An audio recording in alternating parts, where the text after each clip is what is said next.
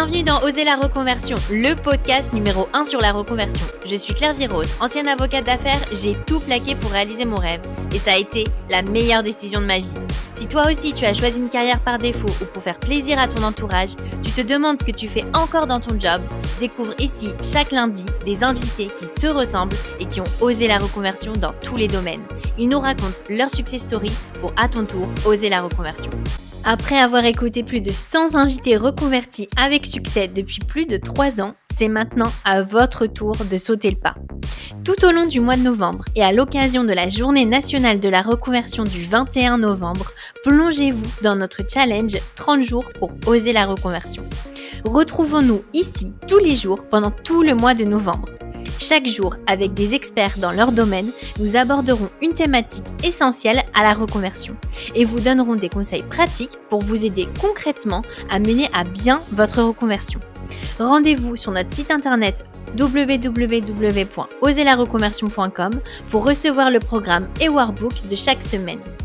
Partagez aussi votre challenge des 30 jours en story sur Instagram, en commentaire sur LinkedIn ou YouTube, Apple Podcasts, Spotify, Deezer. Dites-nous comment vous vous sentez, ce que ça a changé pour vous. Chaque semaine, nous choisirons un gagnant d'une box surprise pour vous aider à oser la reconversion. Alors, à vos marques, prêts, transformez, ne rêvez plus votre nouvelle vie, construisez-la, osez avec nous en novembre. Aujourd'hui, nous retrouvons Marjorie Lombard, coach en reconversion professionnelle qui nous apprend à nous faire confiance et à écouter notre intuition. Passionnée de développement personnel, diagnostiquée très haut potentiel intellectuel sur le tard et ayant à cœur d'aider les autres, à leur tour, à trouver l'activité qui leur correspond, Marjorie a fondé en 2013 Dessine-moi une carrière. La référence pour les femmes qui ne veulent plus être des moutons dans le monde du travail et qui veulent se dessiner une activité professionnelle à leur image en conjuguant plaisir, sens, excellence et intuition. Marjorie est convaincue que nous avons tous une place professionnelle et un rôle à jouer sur Terre. Vous pouvez dès maintenant prendre rendez-vous avec Marjorie pour un premier diagnostic gratuit sur son site internet www.dessinemoiunecarrière.com. Nous recevrons également le lundi 20 novembre Marjorie pour un épisode au format classique car elle nous racontera sa propre reconversion. En attendant, découvrons son coaching pour le challenge des 30 jours pour oser la reconversion. Je suis ravie de vous parler de se faire confiance et écouter son intuition aujourd'hui. Moi, je suis Marjorie Lombard. Je suis la fondatrice de Dessine-moi une carrière, qui est un cabinet d'accompagnement à la reconversion professionnelle, notamment pour les femmes, mais pas que. Quand on se reconvertit ou quand on est dans cette réflexion à se reconvertir, eh bien, souvent, on a peur, on n'ose pas. Et on se dit qu'on va pas y arriver, qu'on va jamais trouver l'idée de l'activité qui nous correspond. Et notre confiance, elle peut être mise à mal. C'est pour ça que cette thématique, elle me tient à cœur aujourd'hui, notamment pour les femmes, parce qu'il y a un déficit déclaratif entre les hommes et les femmes en termes de confiance. Si on fait des sondages, les femmes, beaucoup plus fréquemment, se déclarent moins confiantes dans leurs capacités et leurs compétences que les hommes. Et dans le processus de reconversion professionnelle, avoir confiance en soi est aussi important que le projet en lui-même pour la réussite de la reconversion. C'est donc vraiment un élément clé.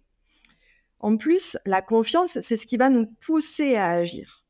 Les comportements, être capable d'agir, sont liés à la confiance et à l'estime que l'on se porte. Donc c'est vraiment important déjà de vous dire que si vous trouvez que vous manquez de confiance en vous, c'est pas grave parce que c'est classique chez les femmes, mais en même temps, c'est important de vous y coller, comme on dit, de faire quelque chose pour augmenter votre confiance en vous, pour augmenter votre estime, parce que c'est ce qui va vous permettre d'oser changer, de vous reconvertir, de peut-être même prendre des risques au niveau de votre carrière. Par ailleurs, je vais parler un instant du perfectionnisme, qui est un fléau qui touche en majorité les femmes et qui a un impact direct sur la confiance que l'on s'accorde. Donc, le perfectionnisme, c'est votre ennemi. C'est vraiment important pour vous d'apprendre à faire baisser le niveau d'exigence pour qu'il ne soit plus paralysant. Ça s'explique parce que les filles, les petites filles, elles sont socialisées dès leur plus jeune âge à être parfaites. C'est-à-dire à être soigneuses, à être exigeantes, minutieuses. Les petites filles modèles, selon l'expression consacrée. Elles peuvent aussi être punies ou remises à leur place si elles se montrent un peu trop énergiques et entreprenantes. Donc là, à cause de cette éducation genrée, eh bien, elles sont moins enclines que les garçons et que les hommes à prendre des risques, à entreprendre, à faire des erreurs et à oser se lancer, même si ce n'est pas parfait. Or, c'est problématique parce que c'est le fait même d'oser, d'échouer, de recommencer et de persévérer qui permet de construire sa confiance en soi. Et les études récentes, notamment en neurosciences, montrent que ce qu'on appelle l'échec est un mécanisme naturel de l'apprentissage. Donc, on ne peut pas apprendre si on ne rate pas, dit autrement. Donc, c'est très important de travailler cette confiance, même si on ne se sent pas parfait. Ça, c'est une première chose qui est importante de dire aujourd'hui. Et puis, la confiance et l'estime de soi sont liées entre elles et reposent sur différents piliers, notamment sur la vision que l'on se porte, le regard que l'on a sur soi-même. Est-ce qu'on est convaincu d'être porteur de qualité ou est-ce qu'on est plutôt convaincu d'être porteur de défauts ? En réalité, on a les deux. On est constitué de toutes ces facettes. Mais le regard qu'on a sur soi va avoir un impact sur la confiance et sur l'estime. Donc moi, je vous invite à développer un regard sur vous objectif. Ni hyper emphatique, ni dépression, simplement objectif. Être consciente de vos qualités, de vos défauts et d'agir sur vos qualités pour les renforcer plutôt que d'essayer de faire monter un défaut qui de toute façon sera difficilement contrôlable.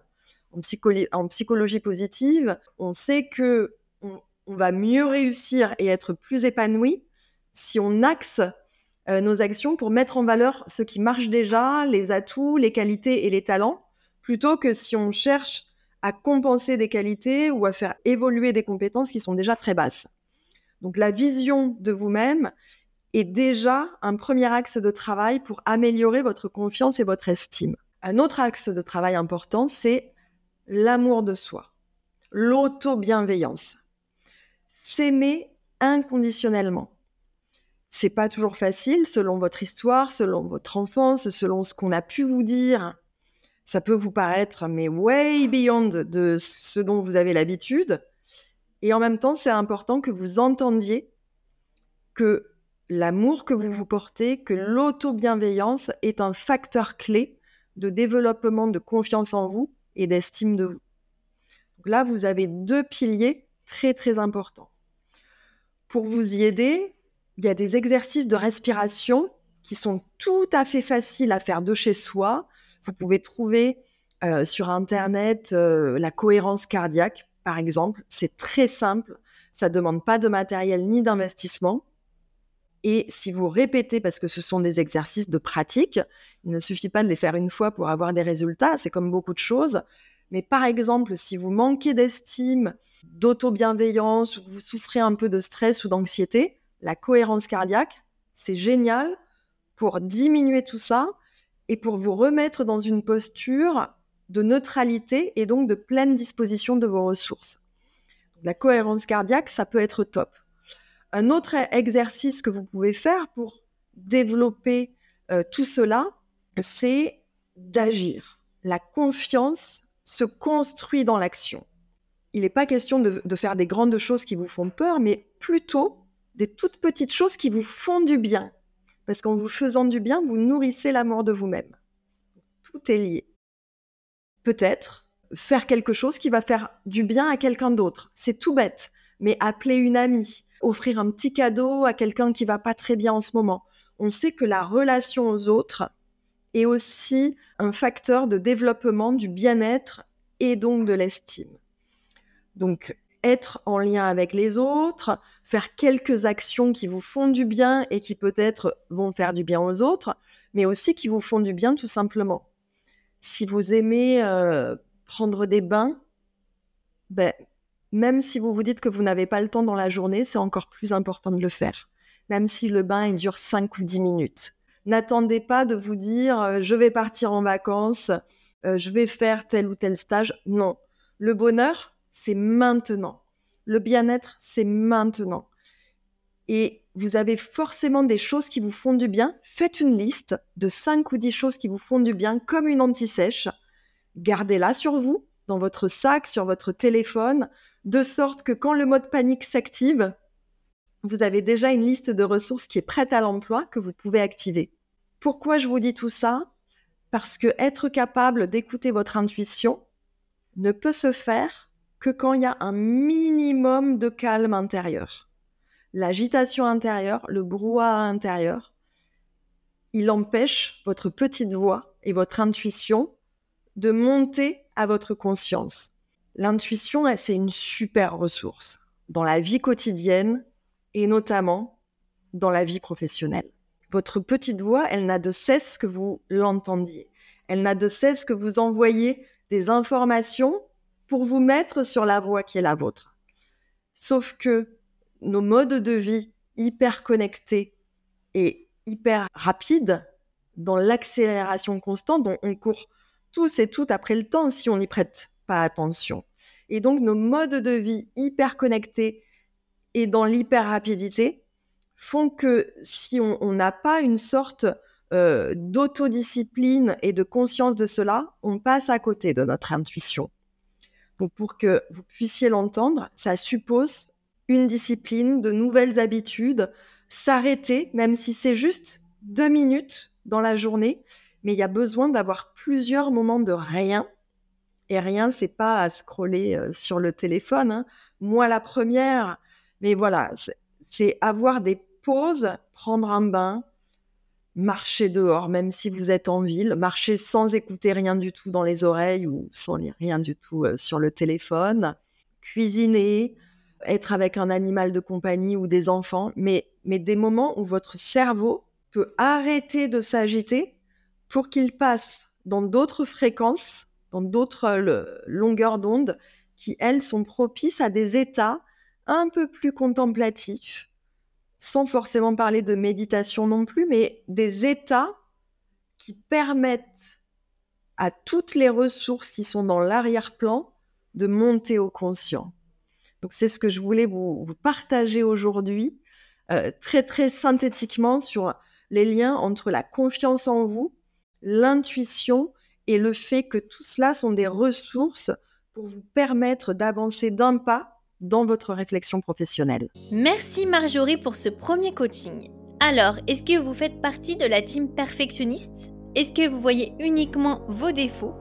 Partagez vos ressentis du challenge des 30 jours en commentaire sur YouTube, Apple Podcasts, Spotify, Deezer et sur les réseaux sociaux sur Instagram et LinkedIn. À chaque fin de semaine, nous sélectionnerons un auditeur pour gagner la box spéciale 30 jours pour oser la reconversion. On se retrouve demain pour un nouvel épisode où je vous partagerai ma sélection de livres de développement personnel et pour débuter dans l'entrepreneuriat. À demain!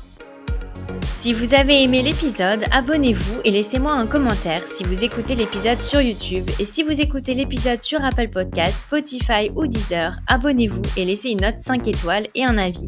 C'est ce qui donne le plus de visibilité à ce podcast. N'hésitez pas à en parler autour de vous et à partager l'épisode sur les réseaux sociaux pour aider un plus grand nombre à oser la reconversion. Si vous souhaitez suivre les dernières actualités du podcast, rendez-vous sur notre compte Instagram @oserlareconversion et pour prolonger la discussion, rendez-vous sur notre groupe Facebook dédié aux auditeurs. Ensuite, si vous cherchez toutes les notes avec les références, allez dans le détail du podcast. Si vous souhaitez devenir annonceur, me proposer un invité ou me poser des questions, je serai ravie d'y répondre par mail à l'adresse partenariat@oserlareconversion.com.